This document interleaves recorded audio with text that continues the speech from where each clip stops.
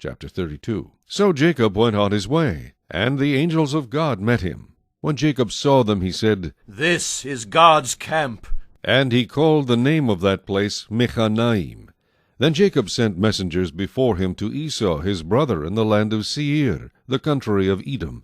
And he commanded them, saying, "Speak thus to my lord Esau. Thus your servant Jacob says, I have dwelt with Laban and stayed there until now.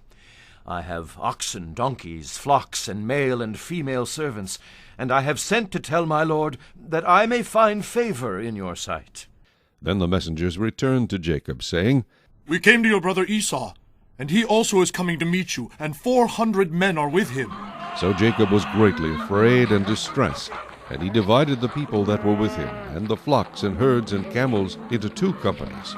And he said, "If Esau comes to the one company and attacks it, then the other company which is left will escape." Then Jacob said, "O God of my father Abraham, and God of my father Isaac, the Lord who said to me, Return to your country and to your family, and I will deal well with you. I am not worthy of the least of all the mercies, and of all the truth which you have shown your servant. For I crossed over this Jordan with my staff, and now I have become 2 companies. Deliver me, I pray, from the hand of my brother, from the hand of Esau, for I fear him, lest he come and attack me and the mother with the children. For you said, I will surely treat you well, and make your descendants as the sand of the sea, which cannot be numbered for multitude."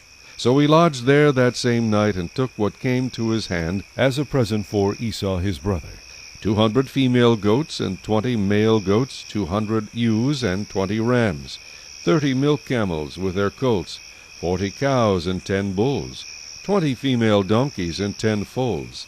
Then he delivered them to the hand of his servants, every drove by itself, and said to his servants, "Pass over before me, and put some distance between successive droves." And he commanded the first one, saying, "When Esau my brother meets you and asks you, saying, To whom do you belong, and where are you going? Whose are these in front of you? Then you shall say, They are your servant Jacob's. It is a present sent to my lord Esau, and behold, he also is behind us." So he commanded the second, the third, and all who followed the drove, saying, "In this manner you shall speak to Esau when you find him, and also say, Behold, your servant Jacob is behind us. For he said, I will appease him with the present that goes before me, and afterward I will see his face. Perhaps he will accept me." So the present went on over before him, but he himself lodged that night in the camp. And he arose that night, and took his 2 wives, his 2 female servants, and his 11 sons, and crossed over the ford of Jabbok. He took them, sent them over the brook, and sent over what he had. Then Jacob was left alone, and a man wrestled with him until the breaking of day.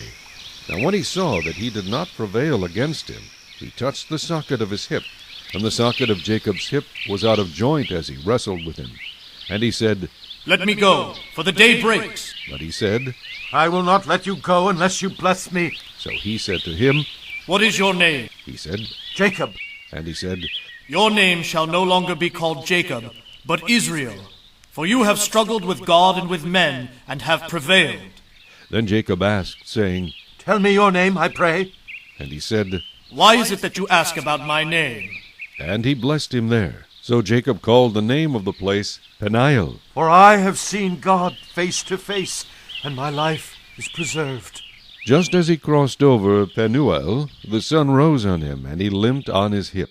Therefore to this day the children of Israel do not eat the muscle that shrank, which is on the hip socket, because he touched the socket of Jacob's hip in the muscle that shrank.